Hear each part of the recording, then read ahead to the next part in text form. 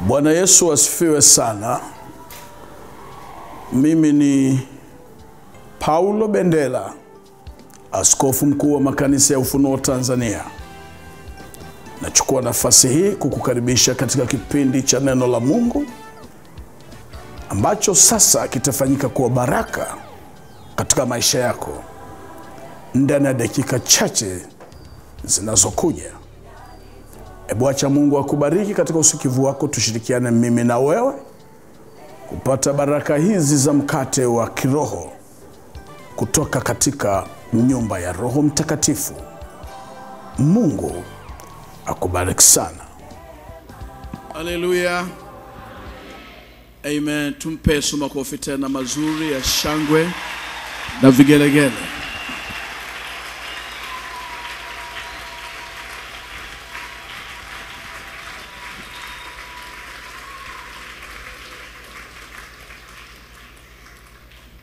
Bwana asifiwe sana.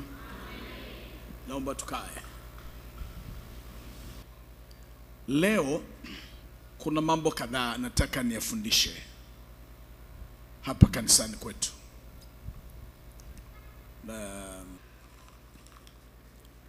Yohana sura ya 3 mstari wa 16. Maandiko yameandikwa hivi. Yohana 3 mstari wa 16, nasoma: kwa maana jinsi hii Mungu aliupenda ulimwengu hata akamtoa mwanae pekee, ili kila mtu amwaminie asipotee, bali awe na uzima wa milele. Maana Mungu hakumtuma mwana ulimwenguni ili auhukumu ulimwengu, bali ulimwengu uokolewe katika yeye. Amwaminie yeye hahukumiwi, asiyeamini amekwisha hukumiwa, kwa sababu hakuliamini jina la mwana pekee wa Mungu. Na hii ndio hukumu ya kuwa nuru imekuja ulimwenguni, watu wakapenda giza kuliko nuru. Watu wakapenda giza kuliko nuru, kwa maana matendo yao yalikuwa maovu. Maana kila mtu atendaye mabaya huichukia nuru, wala haji kwenye nuru, matendo yake yasije kuonekana yakakemewa. Bali yeye atendaye kweli huja kwenye nuru, ili matendo yake yaonekane wazi. Bwana asifiwe sana. Siku moja Yesu alisimama katikati ya mkutano kama hivi nilivyosimama leo kwako, na hawakumuelewa kama ni Mwokozi aliyetumwa na Mungu. Aliwaambia maneno haya: Mungu aliupenda ulimwengu akanituma ili nije niukomboe ulimwengu. Anawaeleza watu akiwa katikati yao. Baada ya kuwa ameondoka, watu waliokuwa wakimsikiliza ndio wakagundua kwamba hivi kumbe tulikuwa na mtu mkuu wa Mungu na ameondoka, kwa hivyo hatutampata tena. Siku nyingine Musa alikuwa na watu hadi wakamfanyia vita wale aliokuwa nao. Mungu alipomuondoa, ndio watu wakagundua kumbe huyu alikuwa ni nabii wa Mungu. Leo hii tunasoma kitabu cha Moses. Alikuwa ni mtu mwenye heshima sana, Mungu alimheshimu. Lakini wale aliokuwa akiishi nao hawakuelewa thamani ya Moses. Yesu anafundisha mambo haya kwa maana jinsi Mungu aliupenda ulimwengu akamtoa mwanae pekee ili aukomboe ulimwengu. Hii sio kauli yake, ni kauli ya waandishi waliogundua kwamba huyu hakuja tukufa, amekuja kuukomboa ulimwengu na ameleta nuru. Yeye ni nuru. Unapompenda mtu wa kiroho unapenda nuru, unapomchukia unapenda giza. Ndio maana anasema Yohana, kwa maana alikuja kuleta nuru na watu wakapenda giza kuliko nuru. Maana yake wakapenda watu wengine ambao sio bora kuliko Yesu. Tunapotaja nuru tunataja mtu. Ndio maana kwenye dini za wenzetu huwa kuna mtu kabisa anaitwa jina lake Nuru. Ila la ajabu sijawahi kukutana na jina lile la mbadala ambalo watu wamependa giza kuliko nuru. Sijawahi kukutana na mtu anaitwa Giza. Lakini angetokea mtu anasema jamani mimi naomba mimi naitwa Giza, asimame ahubiri aseme Bwana Yesu asifiwe, kwa majina yangu naitwa Giza na mauti, na waletea neno la kiroho. Nahisi kila mtu anasema unaitwa Giza, nani atasikiliza wewe? Jina lako mwenyewe unaitwa nani? Giza. Lakini mtu anaweza kuwa na jina zuri akawa giza vile vile. Kwa sababu Yesu anasema, Yohana anasema, kwa maana jinsi Mungu aliupenda ulimwengu hata akamtoa mwana. Sio mwana tu wa kawaida, lakini ni mwana pekee, ili kila mtu amwaminie. Sio kuamini mafundisho yake, kila mtu amwaminie. Ndio maana shida ya watu wengi, asilimia kubwa ya watu wanaamini mafundisho kuliko mtu. Yohana anasema, kwa maana jinsi Mungu aliupenda ulimwengu hata akamtoa mwanae pekee, ili kila mtu amwaminie asipotee, bali awe na uzima wa milele. Amwaminie hahukumiwi. Asiyemwamini amekwisha kuhukumiwa tayari, kwa sababu hakumwamini mwana pekee wa Mungu. Na hii ndiyo nuru ya kwamba watu wanapenda giza kuliko nuru, kwa sababu Mungu amewaletea nuru, watu wanakataa, wanapenda giza kuliko nuru. Kila mtu amwaminie asipotee. Sio kila mtu aaminie mafundisho yake. Kila mtu amwaminie asipotee. It is very substantial kumwamini mtumishi wa Mungu.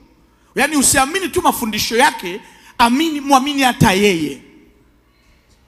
Ukiona kanisa limeshikamana namna hii, maana yake watu wanamwamini kiongozi wao, wanampenda kiongozi wao.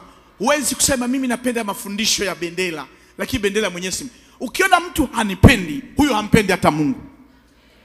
Ukiona mtu ananipenda, hata Mungu anampenda, kwa sababu mimi nimechaguliwa kumtumikia Mungu. Unaponichukia, unamchukia yeye aliyenichagua. Kila mtu amwaminie, sio kila mtu aaminie mafundisho. Unajua watu wengi wanakosea sana. Kule mitandao unakuta watu wanasema Wakristo wa kirokore wanakuwa kama mazezeta kwa sababu wanaamini sana viongozi wao kuliko neno la Mungu. Hivi unajua neno la Mungu maana yake nini? Neno la Mungu ni mtu. Labda nikueleze tu. Neno la Mungu ni nini? Ni mtu. Asikudanganye mtu. Huwezi kuamini, huwezi kusema unapenda Biblia. Mimi napenda. Yaani shika neno. Unakuta mtu anahubiri kabisa, shika neno, sio msimwamini mtu, shika neno. Mimi sikuhubiri maneno yangu, na kuhubiri neno.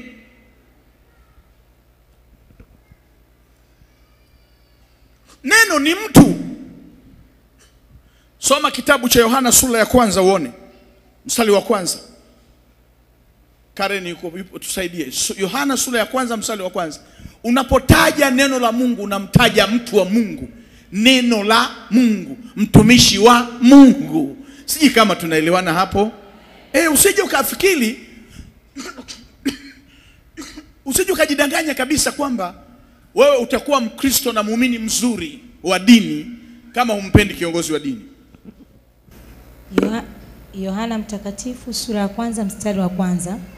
Hapo mwanzo kulikuwako neno, naye neno alikuwako kwa Mungu, naye neno alikuwa Mungu. Huyo mwanzo alikuwako kwa Mungu. Vyote vilifanyika kwa huyo, wala pasipo yeye hakikufanyika chochote kilichofanyika. Ndani yake ndimo ulimokuwa uzima, nao ule uzima ulikuwa nuru ya watu. Nayo nuru yang'aa gizani, wala giza halikuiweza. Haya, swali. Nyinyi wote wa Kristo mnamfahamu Yesu.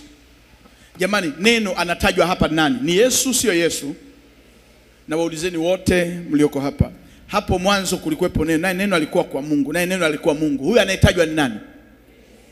Toa sauti, ni nani? Yesu. Haya. Swali lingine, nani amempokea Yesu? Haleluya.